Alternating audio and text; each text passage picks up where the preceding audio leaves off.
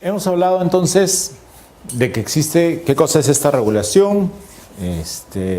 Hemos hablado un poco cuándo debería regularse, ¿verdad?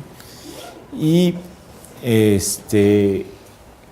hemos dicho de que la regulación no es otra cosa más que una cantidad de incentivos que se traducen en normas legales y que van a generar un efecto, una respuesta, un comportamiento por parte de las empresas o de los actores del mercado, no solamente las empresas, sino los consumidores, ¿no? Esta regulación o esta intervención, esta forma de intervención del Estado puede ser a través de la regulación económica o la regulación social. ¿Okay? Básicamente la regulación económica es cuando nosotros nos referimos a fijación de precios y tarifas. ¿Okay? Y la regulación social está referida a todos los demás aspectos de calidad, por ejemplo, y demás que son necesarios para un funcionamiento de un mercado. Ahora, no es posible manejar o pretender regular un mercado exclusivamente con regulación económica. ¿Ok? Porque, nuevamente, las decisiones regulatorias no son otra cosa más que una cantidad de incentivos y van a generar una respuesta en los actores de un mercado. Pongamos el ejemplo, imaginémonos por un momento, de que un mercado que opera bajo un esquema de monopolio, ¿okay? En donde hay una regulación económica. ¿Okay? El Estado fija una precio, una tarifa de un determinado bien. ¿Okay? Ya hemos visto cómo se estructura ese bien, esa tarifa, ¿no es cierto? Se estructura sobre la base de reconocimiento de costos. ¿Ok? Reconocimiento de costos. Costos de inversión, costos de operación y mantenimiento, y hay una rentabilidad. Si el Estado dijera, yo voy a regular este mercado y solo voy a fijar tarifa, esta va a ser, por tal servicio puedes cobrar tantos soles. ¿Ok? Y nada más, no te pongo ninguna otra exigencia. Tú ves cómo prestas el servicio y no me interesa. Simplemente me interesa que no cobres más de esta cantidad. ¿Ok? ¿Cuál es el primer incentivo, el primer interés que tiene toda empresa? Va a tener mayor rentabilidad, ¿no es cierto? Siempre las empresas van a querer tener mayor rentabilidad y así está, y eso está bien. Ahora, si tengo un mercado regulado tarifariamente, económicamente, y no tengo ninguna otra restricción más, si mi incentivo como empresa es maximizar mi rentabilidad, ¿cómo maximizo mi rentabilidad? Tengo dos posibilidades, ¿no es cierto? O subo precio o bajo costos. ¿Sí? Las empresas ganan más dinero cuando o suben el precio del bien que comercializan o reducen sus costos, ¿no es cierto? En ambos tienen un efecto directo en incrementar su rentabilidad. ¿En este mercado regulado puedo subir precios? No, no es cierto, porque es un mercado regulado económicamente. Entonces, la única forma que puedo maximizar mi rentabilidad, ¿cómo sería? Bajando los costos, ¿no es cierto? Ahora, si no tengo ninguna otra regulación más que la regulación económica, ¿cuál será la tentación que tengan las empresas para maximizar su rentabilidad? ¿Bajar costos en qué, por ejemplo? En operación y mantenimiento. Y comenzaré a hacer menos operación y mantenimiento. Y eso va a reducir mis costos, ¿no es cierto? Y por lo tanto voy a tener una mayor rentabilidad. ¿Y qué pasa cuando las empresas dejan de hacer operación y mantenimiento o hacen menos operación y mantenimiento? Depende, algunas imagino que es muy indispensable para poder mantener su infraestructura y que siga operando adecuadamente, ¿no? Y siga generando rentabilidad.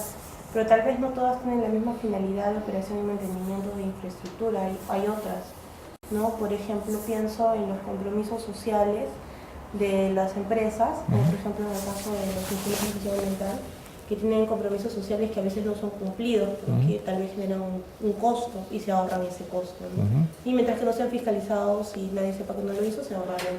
Imaginemos que no hay fiscalización, porque no hay otras obligaciones, solamente hay fijación económica, ese es el ejemplo. Se ahorra costos de algunos, que ellos evalúen que puedan ser eliminados sin generar una contingencia para la operación. ¿Y qué pasa efectivamente cuando no comienzas a hacer todo el mantenimiento que corresponde a la infraestructura? ¿Qué es lo que comienza a fallar?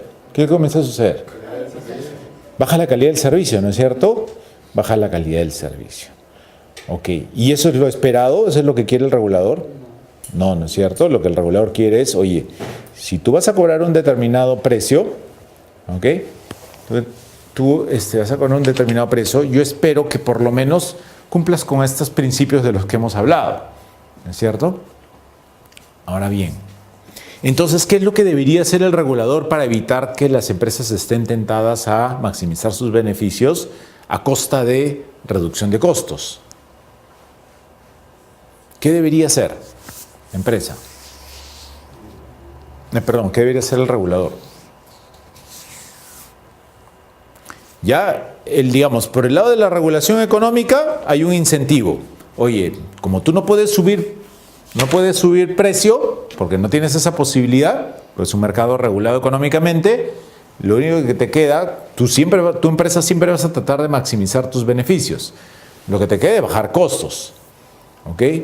Entonces, pero el regulador no quiere que baje costos en perjuicio de la calidad. Entonces, ¿qué es lo lógico que tendría que hacer el regulador? Nuevamente, la regulación es una bolsa de incentivos. Crear una norma técnica de calidad. Por ejemplo, en donde qué cosas se establezca. Sí. ¿Qué cosas se establecería ahí? Para decir, con los costos de operación y mantenimiento no te metas, ¿sabes? Con la calidad no te metas. En el tema del sector eléctrico, garantizar la calidad de suministro eléctrico, como por ejemplo la frecuencia, la tensión. Pero, ¿y si no lo cumple? Una penalidad. ¿Y de qué tamaño debería ser la penalidad? De acuerdo a la incidencia. Sé cómo se mide, pero digamos en la lógica, tendría que ser una penalidad así muy leve, como diciendo, no importa, me la juego, pues, porque al final lo que voy a obtener como rentabilidad va a ser más grande de lo que me van a sancionar. Sí, tiene que ser. Si ya la eléctrica tiene que ser totalmente disuasiva, ¿no es cierto? Porque, nuevamente, la regulación son incentivos.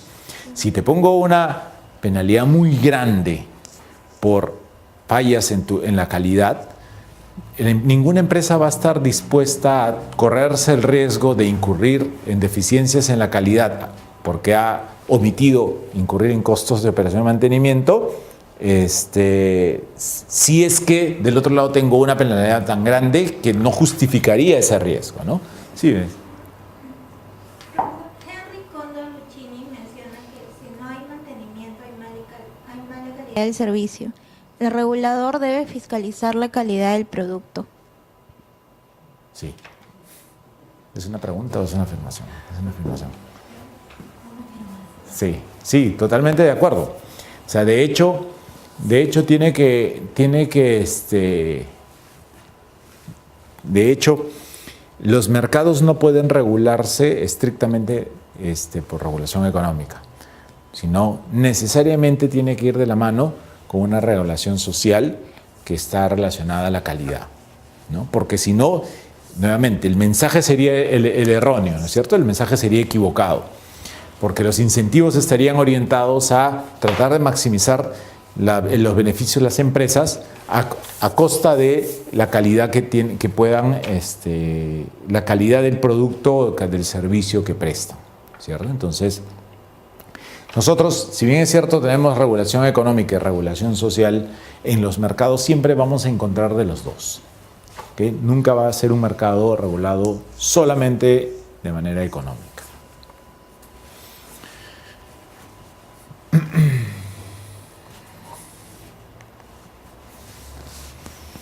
Ok.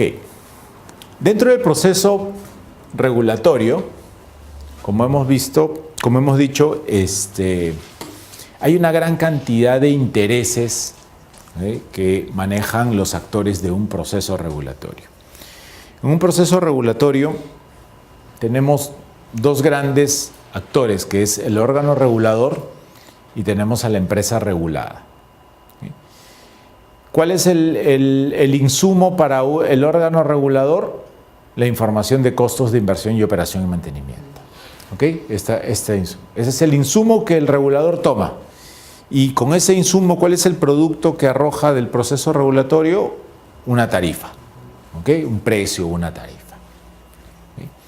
Alrededor de este proceso, que es tomo información de la empresa respecto a sus costos y le doy una tarifa, hay una gran cantidad de factores que influyen en este proceso. ¿Okay? Hay factores relacionados a la empresa y al órgano regulador y hay otros factores que son externos, ¿okay? Que condicionan este proceso regulatorio. Desde el punto de vista de la empresa decíamos que la empresa tiene distintos intereses, ¿no es cierto? Y esos intereses están priorizados. La empresa siempre va a priorizar maximizar su rentabilidad y es normal. Por lo tanto, dentro del proceso regulatorio, dentro del proceso de fijación tarifaria, la empresa siempre va a tener como parte de su premisa, y el regulador tiene que saberlo y tiene que actuar sabiendo esto, siempre va a tener en primer lugar obtener una mayor tasa de retorno, una mayor rentabilidad en la tarifa que se fije, ¿cierto? Dentro de un esquema de ingresos,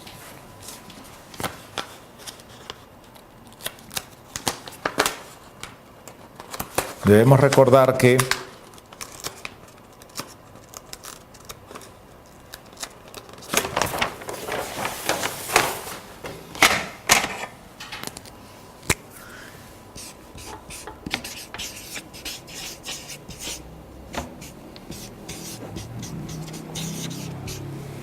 los ingresos son precio por cantidad, ¿no es cierto? Una empresa, los ingresos que obtiene es el precio al que vende sus productos por la cantidad de productos que vende, ¿no es cierto? Eso genera un ingreso.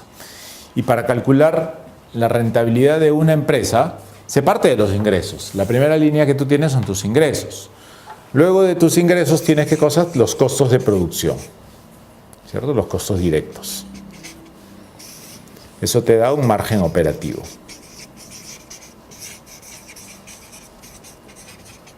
Luego tienes tus gastos, tu utilidad bruta,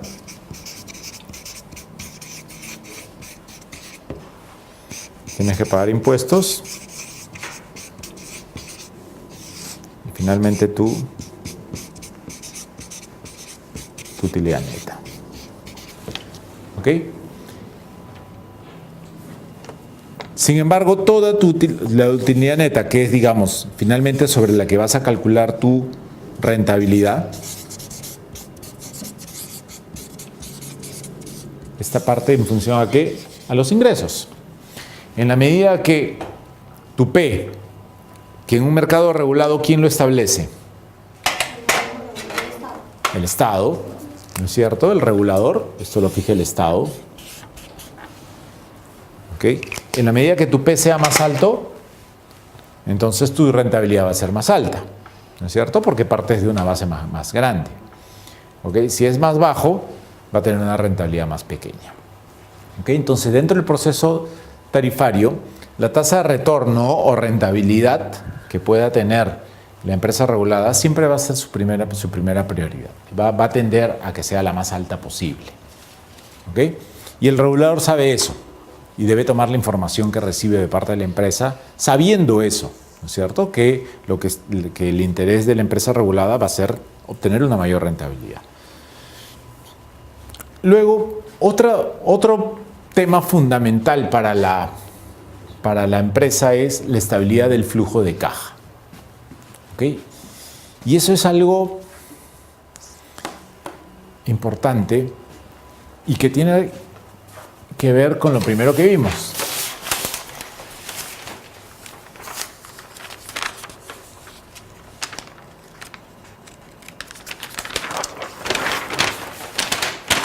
Con los periodos tarifarios.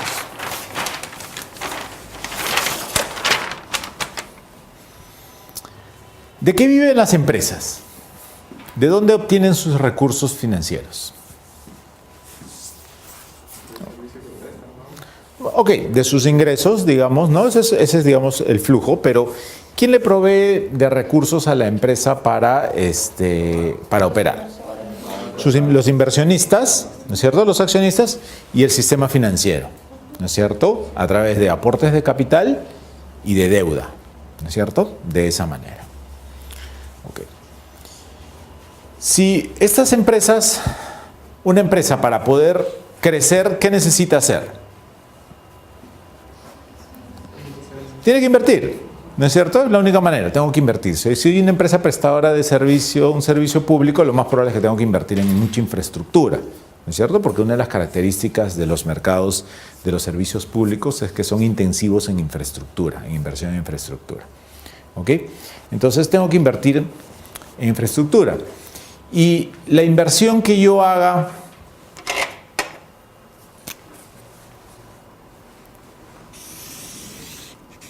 igual esta es una línea de tiempo, ¿ya? La inversión que yo haga en una línea de tiempo, los flujos de dinero, sean desembolsos o ingresos, se grafican de esta manera. Si es hacia abajo es un desembolso. Quiere decir de que esto es una inversión, ¿no es cierto? Yo desembolsé para invertir en una infraestructura. Producto de esa inversión, ¿qué es lo que espero obtener? Ingresos, un flujo de dinero, ¿no es cierto? Un flujo de dinero. Entonces, en una línea de tiempo, si yo hago una inversión de este tamaño, lo que voy a tener son flujos de ingresos periódicos.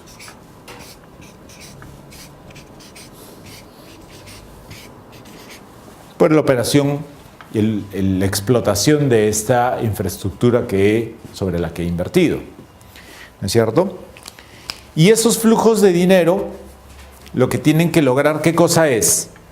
Pagar esta inversión, ¿no es cierto? Que se pague y que me deje una rentabilidad, ¿sí? Si estas inversiones son muy grandes, ¿el repago de las inversiones serán en 1 año, 2 años? No necesariamente, ¿no?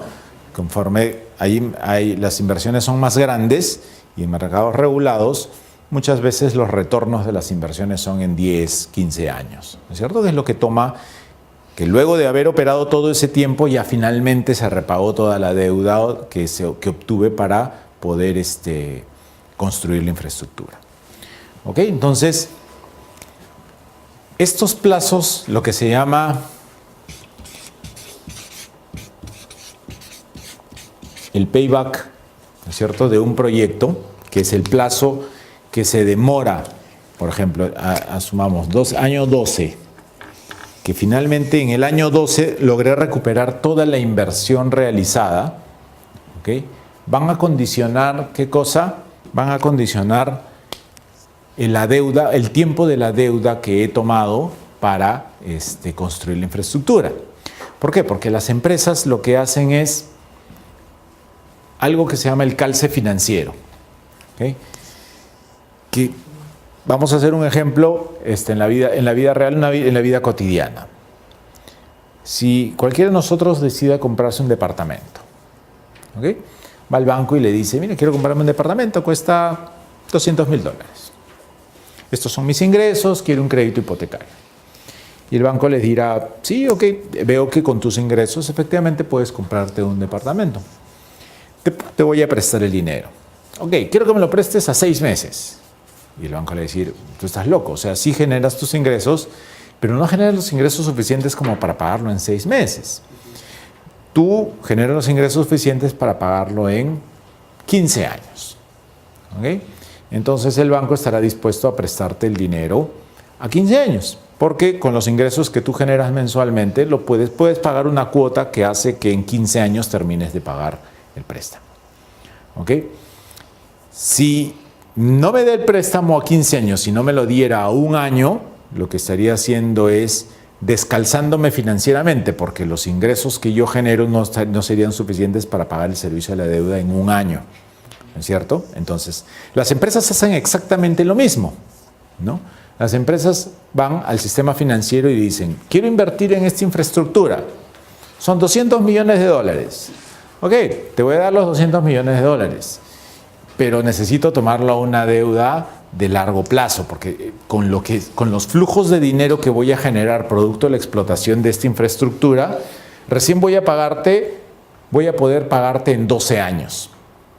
¿Ok? La deuda. Entonces, lo correcto es pactar un financiamiento que esté calzado con el plazo de repago de la inversión.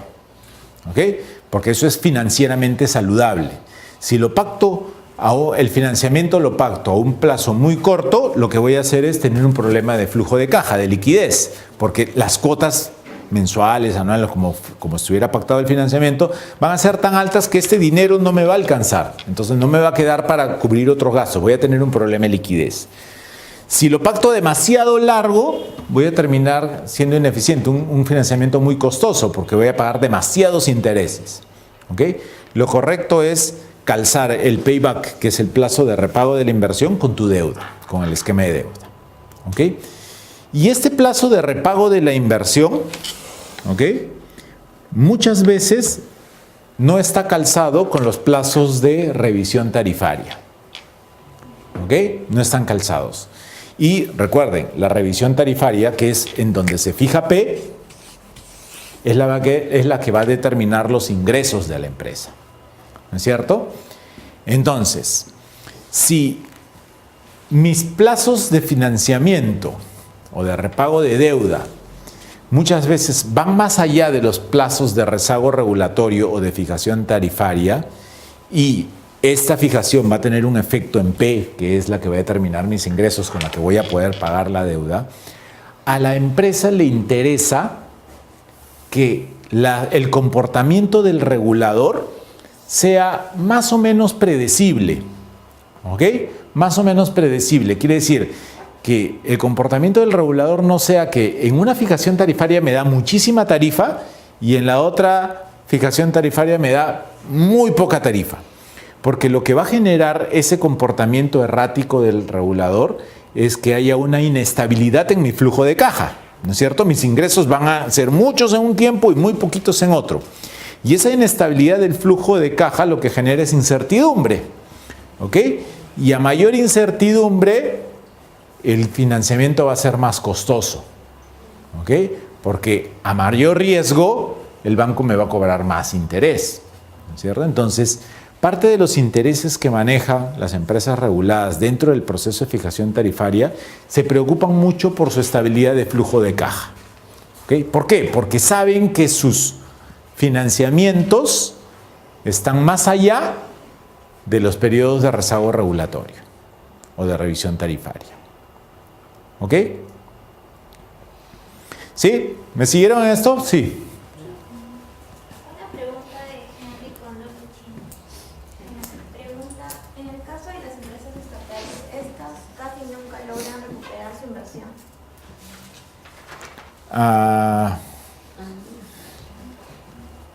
No necesariamente, ¿no?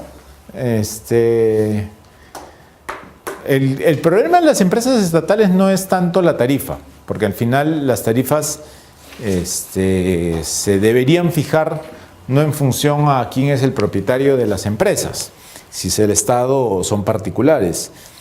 Se fija en función a la industria.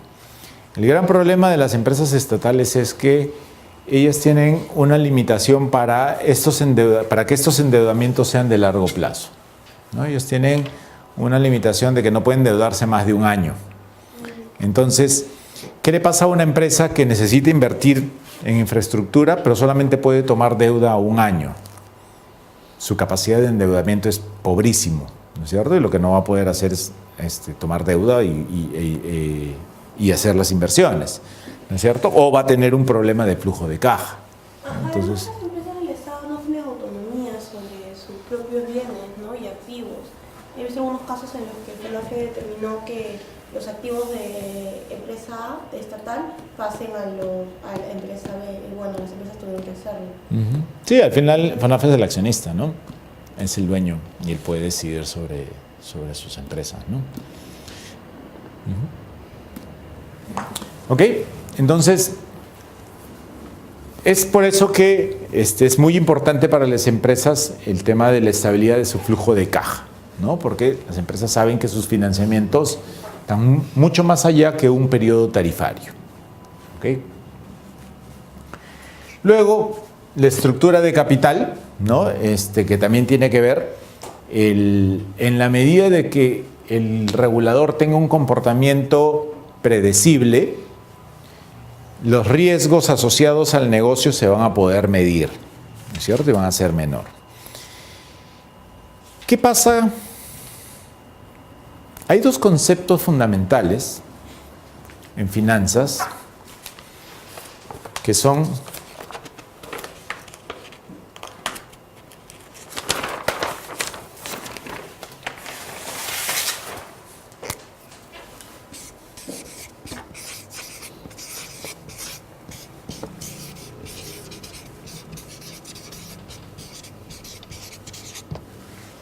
riesgo-rentabilidad. Digamos. ¿Cuál es su nombre? Natalie. Natalie. Digamos que Natalie tiene un excedente de caja de 10.000 soles. ¿Ok? Y no sabe qué hacer con esos 10.000 soles. Y vengo yo y te digo, mira Natalie, ya que no sabes qué hacer con esos 10.000 soles, yo tengo un negocio. Un negocio en donde vas a ganar 5% al año. ¿Okay? Tu opción es meterlo al banco y que el banco, en el mejor de los casos, te dé 1% al año de tasa de interés. Olvídate del banco, haz el negocio conmigo y yo te garantizo que vas a tener 5% de rentabilidad al año, porque ese es el negocio que tengo. Entonces, Natalie dice, bueno, que a ganar 1%, mejor gano 5%, ¿no es cierto? Es la lógica. ¿Cuál es su nombre, perdón? Leonardo. Leonardo viene y dice, no le hagas caso al profesor, porque yo tengo otro negocio. Y este negocio, tu dinero va a rendir 10%. ¿Ok?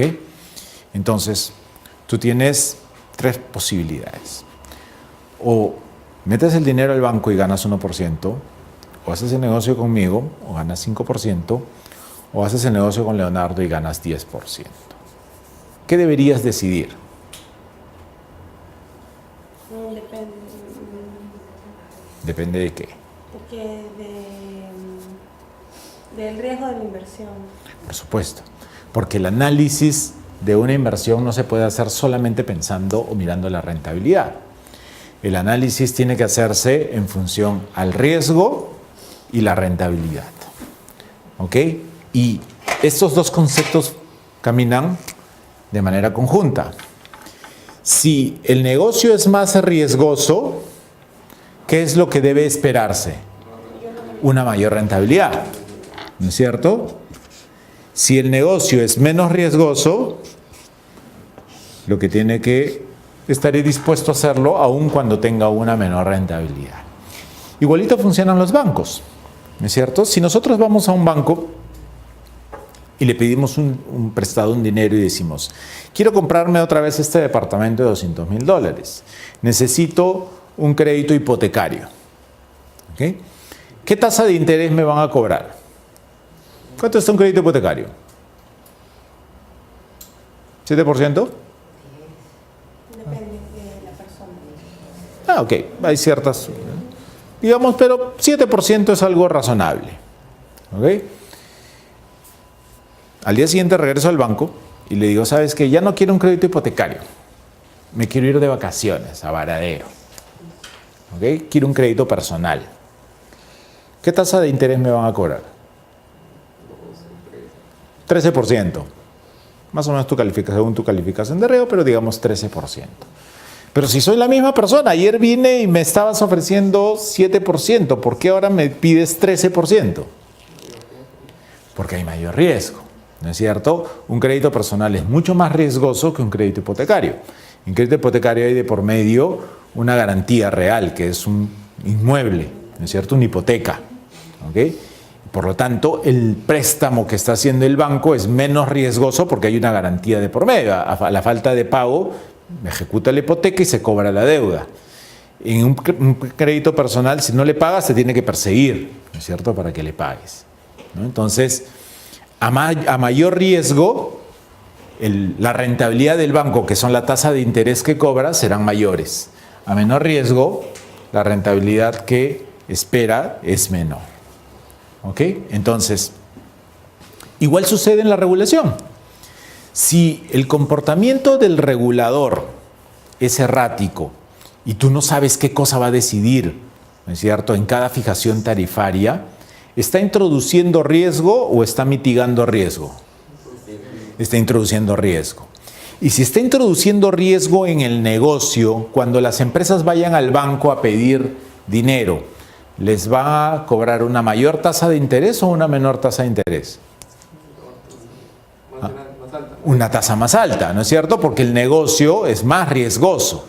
¿Ok? Entonces, si el riesgo es más riesgoso y el banco me va a pedir más tasa de interés, la estructura de capital de la empresa, que está conformada por los aportes del accionista y por la deuda, ¿no es cierto?, cambiará, porque no podré tomar tanta deuda porque ya es cara. Tendré que ir donde el accionista y pedirle más plata. ¿No es cierto? Es decir, sabes que para poder seguir operando necesito invertir, pero el banco me cobra demasiada tasa de interés. ¿No es cierto? ¿Por qué? Porque el regulador tiene un comportamiento errático, le está introduciendo riesgos al negocio y por lo tanto las deudas son más caras. ¿Ok? El costo de capital es más caro. ¿Ok? Entonces, otra de las preocupaciones que tiene la empresa regulada, ¿ok?, es la estructura de capital. ¿Ok? ¿Cómo estructura su capital? En función al comportamiento que tiene el regulador. Y finalmente, un cuarto tema que ha pasado a ser fundamental para las empresas reguladas es el tema de responsabilidad social, ¿no? Las empresas cada vez más identifican que esto es fundamental para la viabilidad del negocio, ¿no? Las licencias sociales. Ya las decisiones de inversión no se basan única y exclusivamente en los resultados de las evaluaciones financieras de los proyectos, ¿sí? Porque, y nos podemos cansar de enumerar, hay muchísimos proyectos que financieramente o económicamente son fabulosos, pero que por licencias sociales no se ejecutan. ¿Cierto? Mira cuántas mineras.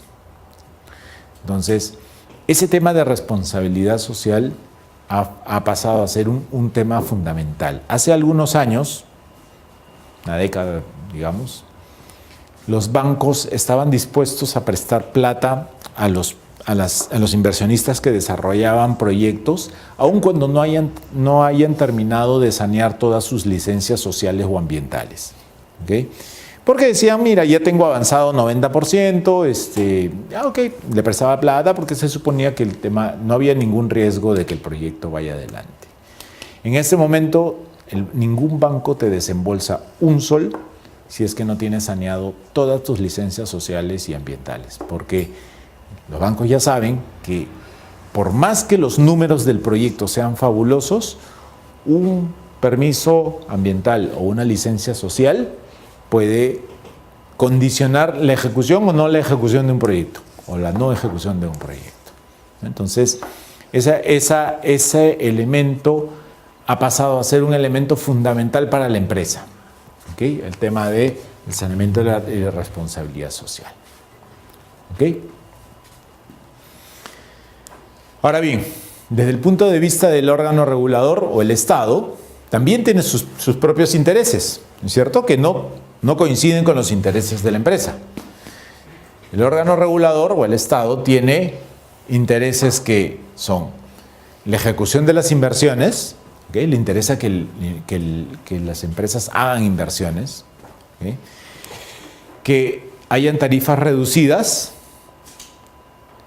y que exista una calidad mínima de servicio. ¿Cuál será el orden de estos intereses? Depende, ¿no es cierto? Depende de las condiciones del mercado. Ya hemos visto, si por ejemplo es un mercado en donde no existe 100% de cobertura, ¿priorizaré tarifas bajas o priorizaré ejecución de inversiones? Ejecución de inversiones, ¿no es cierto? Pero si es un mercado donde ya existe 100% de cobertura, de repente al Estado le interesará más que hayan tarifas más bajas, ¿no es cierto? Y sobre eso tomará sus decisiones regulatorias. ¿ok? Y enviará los incentivos a las señales al mercado para que eso suceda. ¿Ok? Entonces, el regulador maneja también sus propios intereses y según la priorización que haga de estos intereses son las decisiones que va a ir tomando. ¿Ok?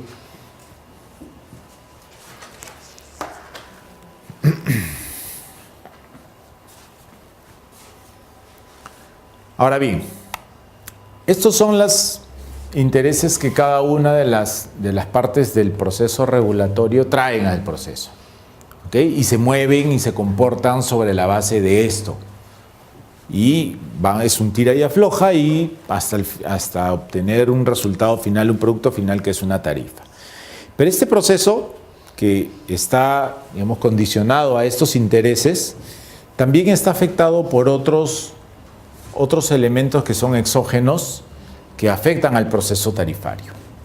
¿Okay? Hay un grupo de elementos que están referidos a los factores relacionados a la empresa, ¿no? Por ejemplo, el tamaño de la empresa, ¿no? El tamaño de la empresa para la cual se está haciendo el proceso tarifario va a influir en las decisiones que se tomen en el proceso tarifario. ¿Por qué? Porque existe un concepto que se llama economía de escala, ¿no? Estos costos de los que nosotros hemos hablado y que están establecidos en la tarifa, hay costos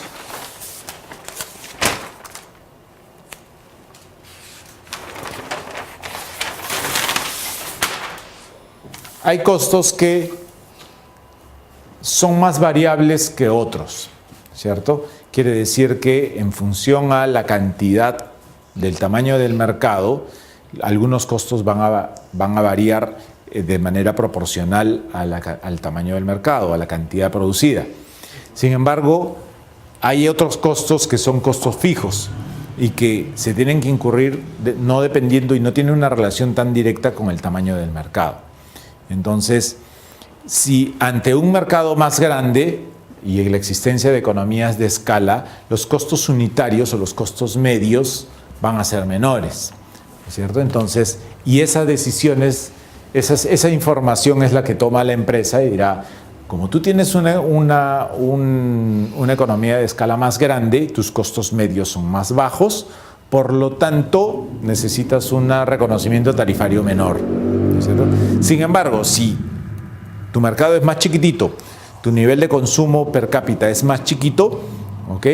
Y tienes que incurrir en todos estos costos, tienes menos usuarios o menos unidades consumidas a las cuales atribuir todos tus costos que has incurrido, que algunos no necesariamente están en función a la producción porque no son variables. Por lo tanto, necesitarás un mayor reconocimiento tarifario, ¿cierto?, para poder cubrir y hacerte viable. ¿Okay? Entonces, el tamaño de la empresa, ¿no?, es uno de los elementos que se tiene en consideración al momento del proceso tarifario. Otro elemento que tiene que ver, y lo mencionaron en la pregunta, es la propiedad de la empresa, propiedad de las acciones, ¿no? Si bien es cierto, no debería haber una diferenciación respecto a quién es el propietario, si por ejemplo es privada o es estatal, para la fijación tarifaria. Lamentablemente eso es inevitable, ¿no?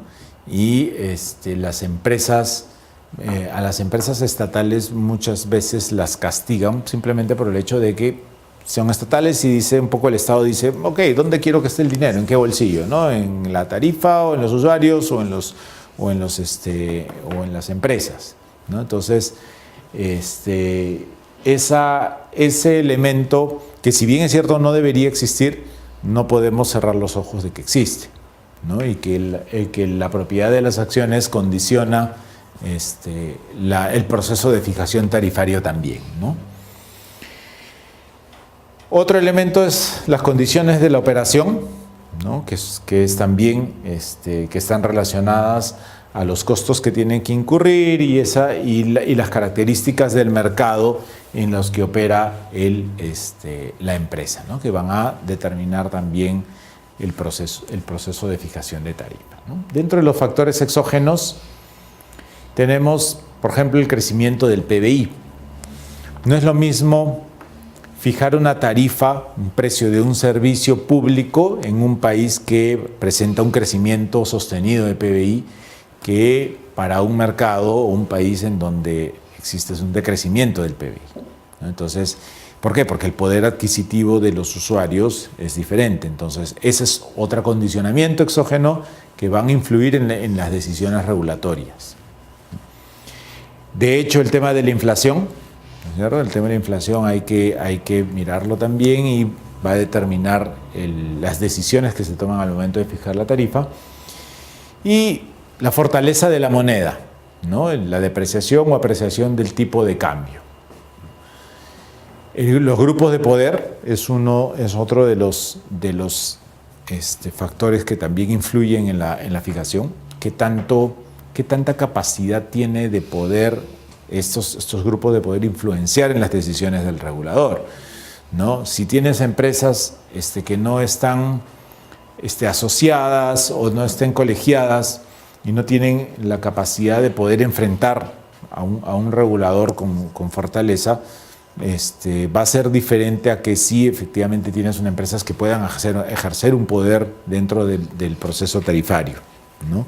Hacer sentir su palabra, digamos, utilizar medios y ese tipo de cosas, ¿no? Entonces, eso también tiene una influencia en el proceso tarifario, ¿no? La tasa de empleo,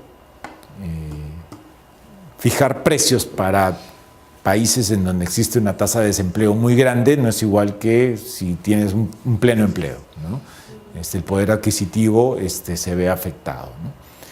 Y el porcentaje de cobertura del servicio lo hemos visto, ¿no? Es otro de los temas que van a influir en las decisiones regulatorias.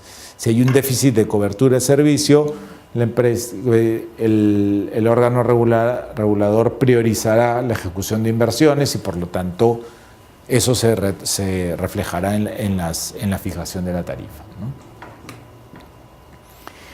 Dentro de los factores del modelo regulatorio, uno de los temas que va a influir son los periodos regulatorios, ya lo hemos visto, ¿no?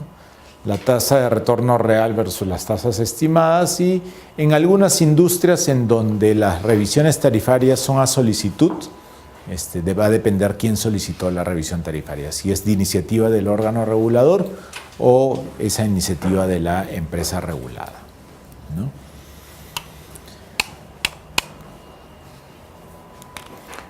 ¿Preguntas?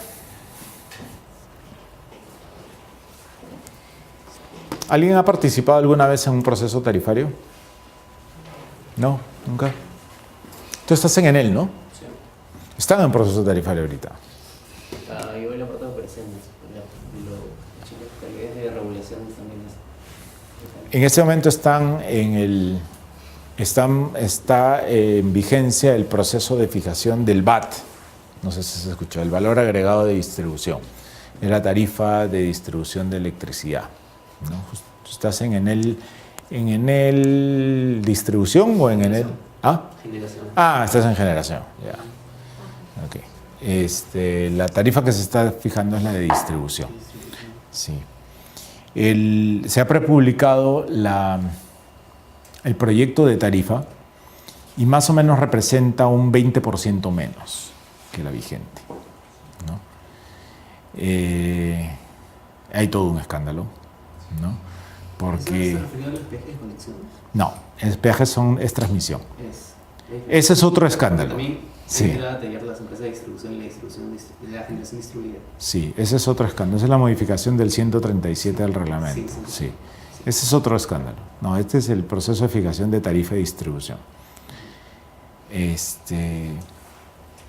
Un bien o un servicio como un servicio público de este tipo, en donde es un precio regulado, ¿no es cierto? Es un precio regulado, con un crecimiento, digamos, vegetativo, y además donde en distribución el impacto tecnológico es muy poquito, ¿ok?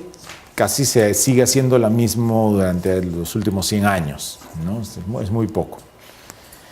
No puede, y esta es una opinión ya personal, ¿no? No puede aceptarse o concebirse de que de un periodo a otro los costos puedan haberse reducido en 20%, ¿no? O sea, eso es, o sea, no es racional, ¿no es cierto? Eso supondría que la empresa ha tenido excesos de ganancia por encima de la rentabilidad que debería tener del orden de 20%, ¿no? Del orden de 20%. Y eso no es cierto, ¿no? Entonces, cuando el regulador comienza a tomar este tipo de decisiones que, creo yo, tienen un matiz populista, ¿no? Porque al final todo el precio de servicios que están destinados a satisfacer necesidades primarias tiene un impacto social directo, ¿cierto? Lo que se puede decir sobre el precio del agua, de la luz, tiene un impacto directo en la sociedad, ¿no? Pero, sin embargo, la relevancia de las decisiones del regulador en cuanto a la viabilidad del negocio son fundamentales, ¿no? O sea, como decíamos, el regulador es el encargado de decir cuánto es P, ¿no? En mi fórmula de ingresos, y por lo tanto va a depender de su decisión o de la racionalidad de su decisión de que un negocio sea viable o no sea viable, o que hayan los incentivos suficientes para que las empresas sigan operando, ¿no? Y una disminución de 20% es una cosa que no se puede entender, ¿no? O sea, ¿cuál es la lógica que pudiera sustentar de que en los últimos 4 años se ha reducido en 20% los costos de una empresa, ¿no? Y que eso tiene que trasladarse vía reducción de tarifa a los usuarios. Profesor, disculpe, ¿distribución es cada un año? Cada 4 años. Distribución es cada 4 años. Sí. Y transmisión es Cada año. Cada año y generación también. Sí. Generación y distribución cada 4 años. No, generación y transmisión una vez al año, distribución cada 4 años. Entonces, más allá del tema, digamos, particular, a lo que voy es, el regulador tiene una responsabilidad muy grande, ¿no es cierto?, frente a la viabilidad del negocio, del mercado, ¿no? En los mercados regulados económicamente, son muy sensibles a la predictibilidad que puede haber del regulador, ¿no? Porque sus decisiones son fundamentales respecto a los ingresos, ¿no? Introducir ese nivel de riesgo lo que hace es encarecer el costo de capital de las empresas, ¿no? Como lo hemos visto, ¿no? Entonces, la importancia de tener reguladores autónomos, que sus decisiones estén basadas en función estrictamente a decisiones económicas, a decisiones legales, a decisiones técnicas, ¿no? Hay una ley, inclusive, que determina cuál es el marco que tiene que seguirse los procesos de fijación tarifaria, ¿no? Y cuáles son los principios que debe respetarse, ¿no? Pero cuando se comienzan a sobresaltar estos principios y las decisiones parecieran que ya dejan de tener un sustento técnico o económico y pasan a tener un sustento, digamos, político, lo que está generándose es introduciendo estos riesgos que no se quieren al mercado, ¿no? Y a mayor riesgos, la gente espera, el inversionista va a esperar una mayor rentabilidad, si no, no está dispuesto a hacer el negocio, ¿no es cierto?, a seguir adelante con el negocio, ¿no? Entonces, el rol del regulador en el mercado, en un mercado regulado económicamente sobre todo, es fundamental, ¿cierto? Es fundamental para poder hacer viable el negocio, y va a tener un efecto directo en todo esto que estamos viendo, ¿no? En la rentabilidad de la empresa, la posibilidad de crecer, el costo de capital, los retornos y ese tipo de cosas, ¿no? Entonces, lo que se aprecia mucho en esto es una palabra fundamental, que es predictibilidad, ¿no? En la medida de que el regulador sea predecible porque tú ya sabes cómo es su comportamiento, tú vas a poder medir los riesgos correctamente, o al menos la medición que hagas de los riesgos se va a acercar mucho a la realidad. Si por otro lado tienes un regulador en donde en la regulación pasada subió en 100% las tarifas rurales y ahora baja 20% la tarifa, entonces lo que tienes son comportamientos totalmente erráticos, ¿no? Y si eso sucede, lo que generas es incertidumbre, ¿cierto? Hay dos conceptos fundamentales en finanzas, ¿okay? Que es el riesgo, decíamos riesgo de rentabilidad, pero hay una gran diferencia entre el concepto de riesgo e incertidumbre, ¿no?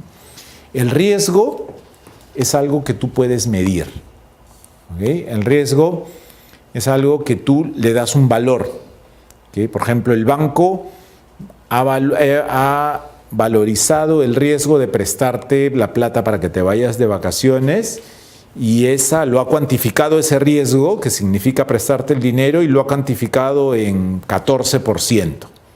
¿Okay? Es lo que vale el riesgo que está tomando de prestarte el dinero para que te vayas de vacaciones. Si vienes a pedirme para un crédito hipotecario, evalúo que el riesgo vale 7%, ¿no es cierto? Tengo la capacidad de poder identificar todos los elementos y cuantificarlos. ¿Por qué? Porque son un riesgo. Esos riesgos son medibles. Cuando estamos ante situaciones de incertidumbre es porque no hay la posibilidad de medirlos. ¿Okay?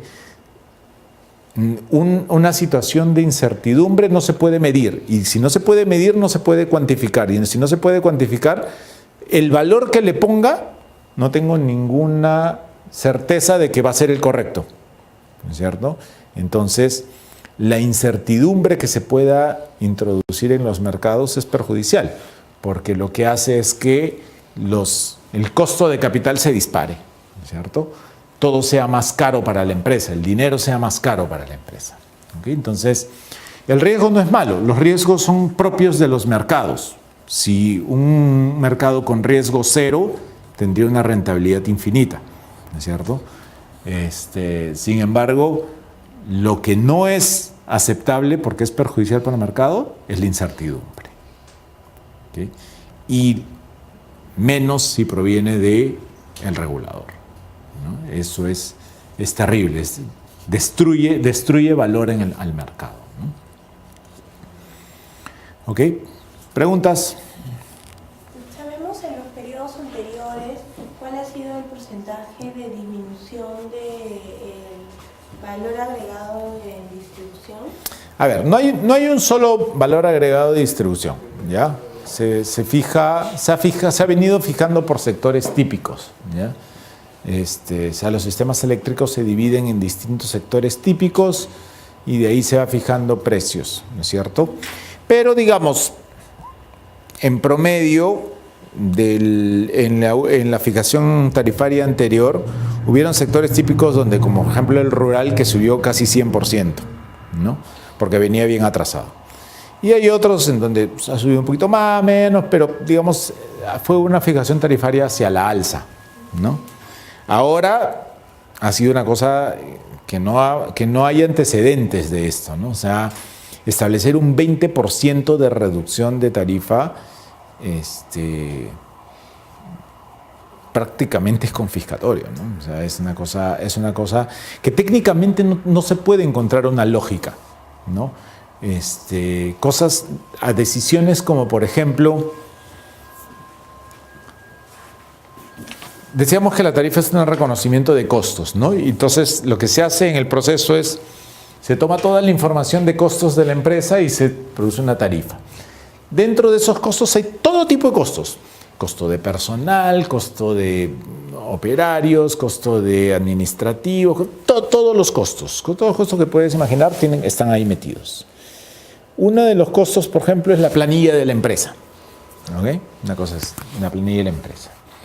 Hay una empresa que opera en este momento con 280 trabajadores.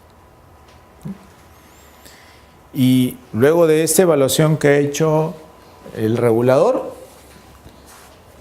ha agarrado esos costos y le ha dicho, no, 280 son demasiado. tú debes operar con 120 trabajadores. ¿Ok? Entonces, solo te voy a reconocer costos de 120 trabajadores. De 160 no te los voy a reconocer en la tarifa. Entonces, la empresa le dice, oye, pero yo cómo puedo, o sea, yo soy una empresa privada.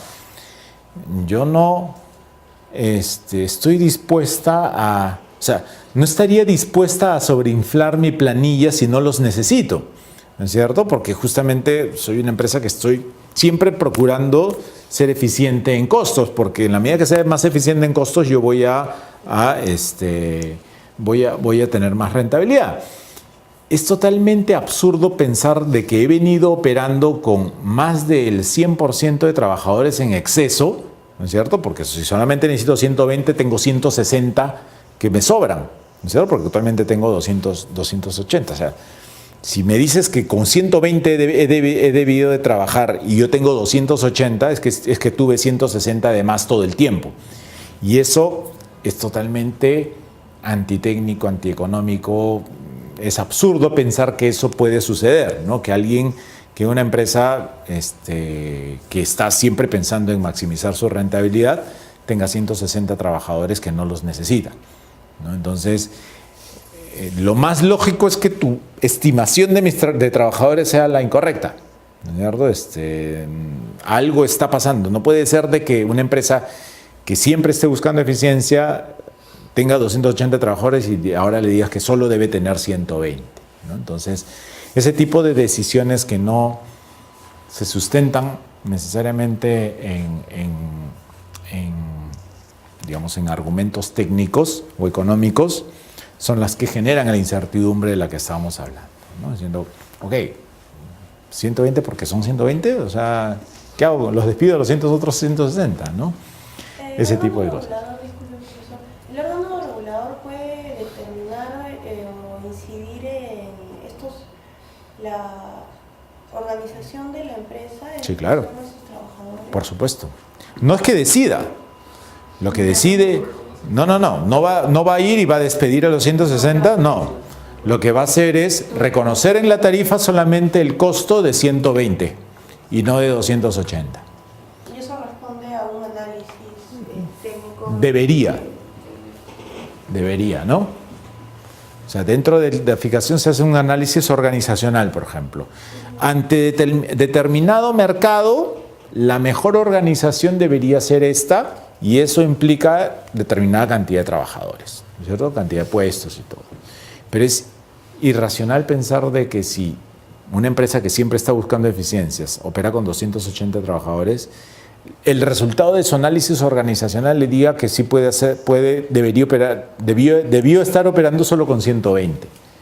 ¿No? Eso es, digamos, por decirlo, irracional, ¿no? Entonces, ese tipo de cosas, ¿no? Entonces, solo con el ánimo de bajar los costos y reducir la tarifa, ¿no? Es una batalla que seguramente, es más, ya está saliendo en los medios, ¿no? Van a hacer noticia. O sea, eso se concluiría de que Ocinermin, que es el encargado de la fijación tarifaria, o sea, la fijación tarifaria no es predecible. Claro. Y eso introduce riesgos, incertidumbre. ¿Y qué pasa cuando introduces incertidumbre al mercado? ¿Qué pasaba? La rentabilidad. El costo de capital se dispara, ¿no es cierto? ¿Por qué se dispara el costo de capital? Porque no hay predictibilidad, o sea, no puedes predecir el riesgo. Claro, o sea, el banco va a pedir más tasa de interés, ¿no es cierto?, por los préstamos. El accionista ya no va a estar dispuesto a meter su dinero en la empresa por esa rentabilidad que está obteniendo, va a pedir más, pues diciendo, oye, este negocio es más riesgoso, yo estoy dispuesto a seguir invirtiendo en esta empresa, pero quiero más rentabilidad. Entonces le va a exigir más dividendos a la empresa y por lo tanto el costo del capital se va a disparar. Es un tema que vamos a ver más adelante, cómo se mide el costo de capital y eso. La afectación ahí es la estructura del capital, en ese caso. Sí, claro, sí. Uh-huh.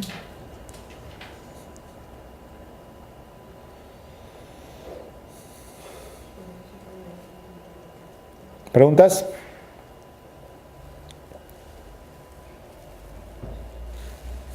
me dicen que nadie está expuesto a un proceso tarifario, ¿no? Nadie ha trabajado. Tú ves peajes, ¿no? Me dijiste, no, ves generación, pero... Sí, también, en la parte de la operación, o sea, sí he visto Ya. peajes principal, peajes secundario, o sea, principal o garantizado o secundario complementario. Ujú. La parte de los ingresos Sí, por... pero la transmisión es la más sencilla de todos, digamos. De todas las fijaciones es la sí. más aburrida. Sí, sí. No hay mucha ciencia ahí. Sí, es la más complicada en electricidad es la distribución, ¿no? La más compleja en su proceso de fijación, ¿no? Ok.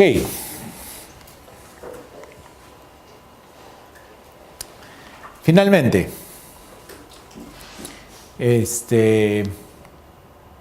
la regulación económica, digamos, ¿qué efectos tiene en la empresa?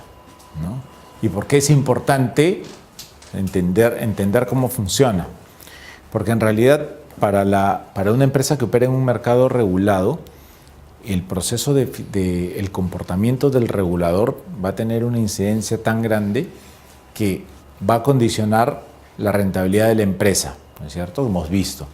Dentro de la fórmula de ingresos, y ingresos es igual a precio por cantidad, el regulador fija una de las variables, que es precio, ¿no es cierto? Entonces, en función a lo que el comportamiento que tenga el regulador, van a fijarse cuáles son los ingresos de la empresa. Y los ingresos era la primera línea sobre la cual se calculaba la rentabilidad. ¿Recuerdan que vimos? ¿Sí? Entonces, el comportamiento del regulador para estas empresas que operan en mercados regulados tienen una incidencia directa en la rentabilidad de las empresas, ¿no? Condicionan su crecimiento, ya que sus inversiones están sujetas a la rentabilidad de los proyectos, ¿no? Si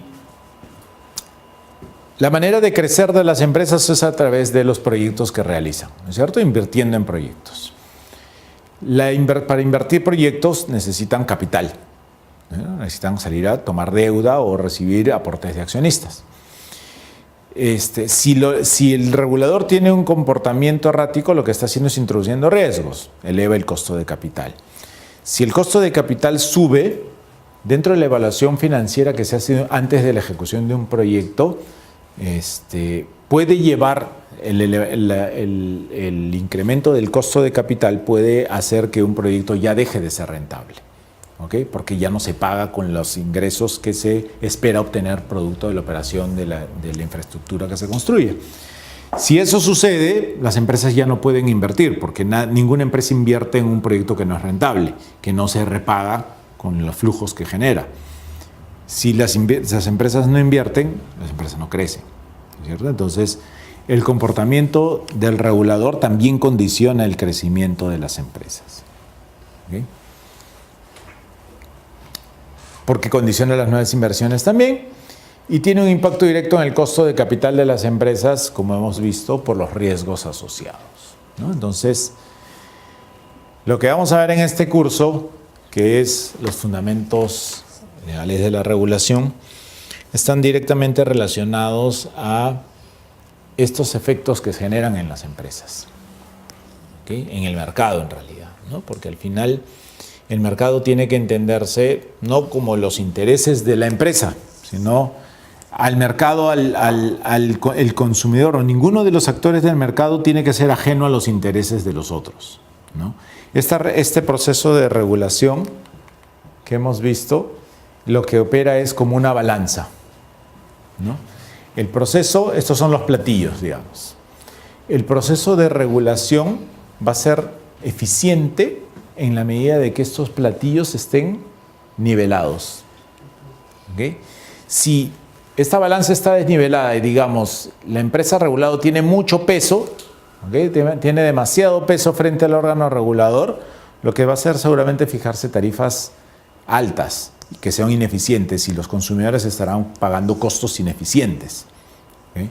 Si por otro lado el órgano regulador tiene muchísimo peso en función a las empresas reguladas, seguramente lo que tendrán es tarifas muy bajas, pero tarifas que no paguen una buena calidad, que no se podrá ofrecer una buena calidad de servicio con los costos reconocidos en la tarifa, ¿cierto? Entonces, tampoco es conveniente para los usuarios tener empresas que son mal remuneradas porque lo que van a ofrecer es un mal servicio, ¿no? Entonces, lo correcto es que ambos tengan su propio peso, ¿no? Y que este peso esté equilibrado.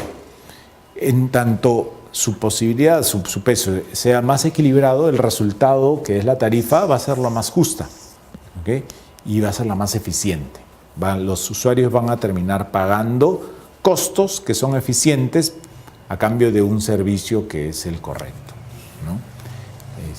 Por eso es ni órganos demasiado poderosos que aplastan a las empresas, ni empresas demasiado poderosas que influyen encima de los reguladores. Ninguno de los dos extremos es bueno, ¿no? Lo correcto es que cada uno tiene que tener su propio peso y que esos pesos estén equilibrados.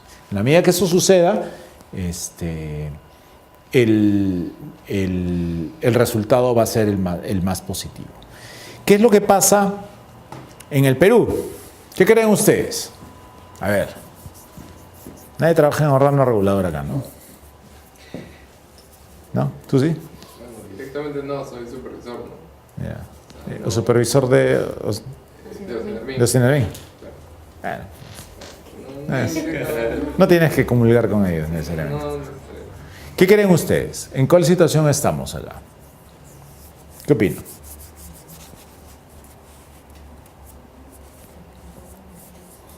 Nada, no hay opiniones.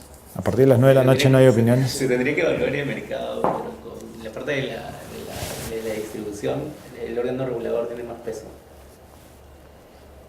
Y por ende... bueno, Ok. si usted dice que ha estado subiendo las tarifas, tal vez se ha estado escuchando más a las empresas reguladas, ¿no? O sea, se le ha estado dando un mayor peso tal vez a ellos, ¿no? Yo creo que el problema, más que el medir el peso o la posibilidad de influencia de uno sobre otro, el problema es más institucional, ¿no?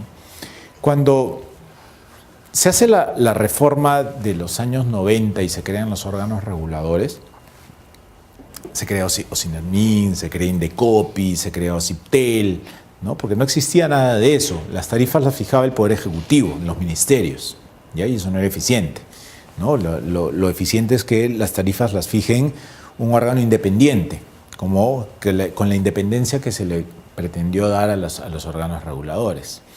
Pero dentro del modelo institucional de regulación, se implementó estos órganos reguladores y legislativamente se les dotó de autonomía administrativa, presupuestal y una serie de cosas. Los consejos directivos tenían que ser profesionales reconocidos, que no dependan del Poder Ejecutivo, justamente para tratar de eliminar todo sesgo político de las decisiones regulatorias, ¿no? Sí, al final sí, ¿no es cierto? Pero el tema es que en este modelo institucional hay un elemento fundamental que nunca se implementó en el Perú, que es la rendición de cuentas, ¿no? Los órganos reguladores, el modelo institucional de los órganos reguladores debería ir de la mano con un procedimiento de rendición de cuentas de estos órganos reguladores, que no existe en este momento. En este momento los órganos reguladores toman sus decisiones y no le rinden cuenta a nadie, ¿no? Y peor que eso, las decisiones que toman los reguladores terminan siendo ellos juez y parte. Porque, por ejemplo, el proceso de fijación tarifaria, digamos, de distribución, que es una de las más complejas, la fija el Osinarmín, el Consejo Directivo del Osinarmín, ¿okay? Lo aprueba una tarifa. Las empresas que no están de acuerdo con esas pueden impugnarlas, ¿no es cierto? En un procedimiento administrativo. Como es emitido por el último órgano administrativo, solamente queda presentar una reconsideración. ¿Quién resuelve la reconsideración? El propio Consejo Directivo. ¿Cuál es la probabilidad de que revierta su decisión? Prácticamente cero, ¿no es cierto? Salvo que se haya equivocado en una suma, una cosa así, ¿no? Un tema... ¿Ok? Muy bien, pero sabemos, los que somos abogados, que las decisiones administrativas se pueden impugnar en la vía judicial, ¿no es cierto? En contencioso administrativo. ¿Cuál es la probabilidad de que un juez, primero, entienda el tema y segundo, tenga los suficientes argumentos como para contradecir lo dicho por el órgano regulador? Que tienen que ser técnicos además. Exactamente. En teoría podría pedir pericias y una serie de pruebas. Bueno, Tiene que está entender. facultado para hacerlo, ¿no? Pero como usted dice que él mismo entienda. Levantemos información de cuál es el porcentaje de resoluciones revertidas en la vía judicial en contencioso. No es ni 1%, nada. No hay especializados en ese tema. Entonces, ¿Qué vas a ver? como empresa regulada, recibo una tarifa, o no solamente una tarifa, una decisión regulatoria, cual fuera que sea, y lo único que me queda es impugnarlo ante el mismo quien decidió, o en última instancia, irme a un poder judicial que no va a entender lo que estoy diciendo, ¿no es cierto? Entonces, el modelo institucional es el que está fallando, porque tienes a un órgano regulador muy poderoso, no porque tenga la capacidad de poder influir sobre las empresas, sino muy poderoso porque no hay quien le rinda, quien le pida explicaciones o quien le pida rendir cuentas, ¿cierto? No hay alguien que le corrija la plana, ¿cierto? Entonces, prácticamente lo que decide es cosa que queda firme, ¿cierto? Entonces, hay una situación de indefensión muy severa, ¿cierto?, en nuestro esquema de órganos reguladores, ¿no? Porque terminan siendo prácticamente juez y parte, ¿no? Muchos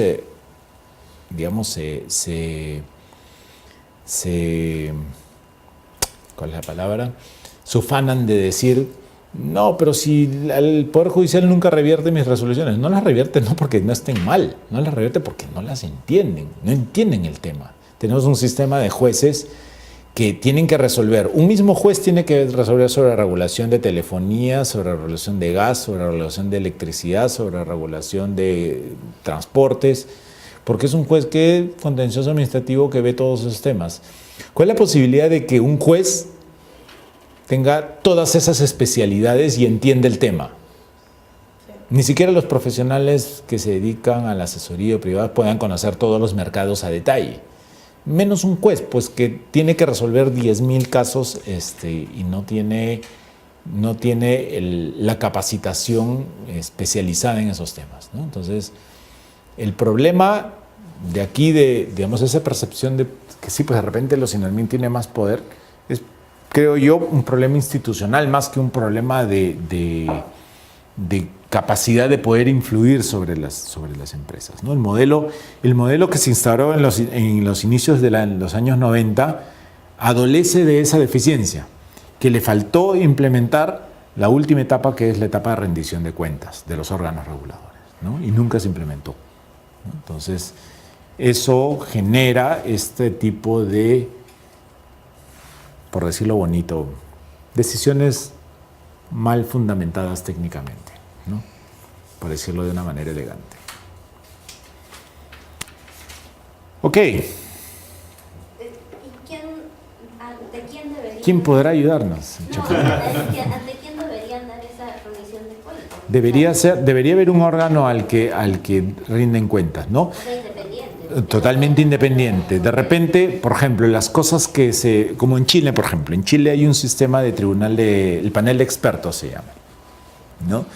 Las decisiones administrativas de un órgano regulador se impugnan no ante el propio órgano regulador, sino van ante este panel de expertos. Y este panel de expertos son profesionales que se dedican solamente a esto, ¿no?, a resolver estos casos, y son profesionales de un gran prestigio y una gran trayectoria, ¿no es cierto? Entonces, que no están dispuestos a sacrificar su trayectoria por una decisión mal tomada, ¿no es cierto? Entonces, este panel de expertos que está creado para este objeto es quien toma las decisiones y puede enmendar la plana al órgano regulador. ¿Sobre la base de qué? Sobre la base de conceptos económicos, técnicos, ¿no? ¿Y ese panel de expertos qué estaríamos hablando de arbitraje? No es un arbitraje, es un modelo que no existe aquí en el Perú, ¿no es cierto? Que se llama así. Es como un tribunal, pero es un tribunal que no pertenece a la institución, que no pertenece al órgano regulador, sino es un tribunal autónomo, que tiene sus propias, ellos tiene su propia remuneración y, digamos, ese es su trabajo. Tomar decisiones técnicas, económicas especializadas en la industria sobre la que resuelve, ¿no? Acá se propuso hacer hace muchísimos años, pero nunca se pudo implementar, ¿no? Y ahora que están planteando un proyecto de reforma de la ley de organismos reguladores, te pregunto porque no han leído el proyecto, en verdad, ¿no están ahí planteando organizaciones? De hecho, hay sistemas de rendición de cuenta que se están planteando ahí, ¿no? Pero, ¿cuál es la probabilidad de que eso salga? ¿No? Ojalá, ¿no? Ojalá sea así. Yo no digo que el modelo institucional de la creación de los órganos reguladores haya sido una mala decisión, no. De hecho, para lo que se tenía en los años 80, fue un súper avance, ¿no? Hubo épocas donde instituciones como por ejemplo el Indecopi funcionó muy bien, o sea, con profesionales de primer nivel. Se ha ido degradando el tema producto de las decisiones políticas de remuneración, por ejemplo, de funcionarios públicos y ese tipo de cosas que, digamos, ha espantado talentos, ¿no? Ha hecho que talentos que... Por el Indecopi ha pasado gente de primer nivel, o sea, abogados muy buenos, que ahora en la práctica privada son muy reconocidos, han pasado por ahí, es como una escuela. Y El ODEFA se creó con primeros indecopianos, cuando abrieron ODEFA. Claro, pero después pues han ido saliendo porque, digamos, la carrera pública no es atractiva para los talentos, ¿no? Básicamente es por un tema de remuneración, por un tema del sistema, no te deja, ¿sí? Y eso es un problema institucional.